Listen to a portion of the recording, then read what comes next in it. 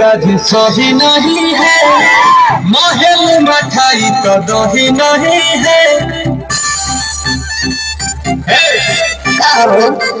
लगे मिजाज आज सही नहीं है, महल मठाई तो दही नहीं है। पानी में चीनी जैसे भोले राजा जी नहीं है, पानी में चीनी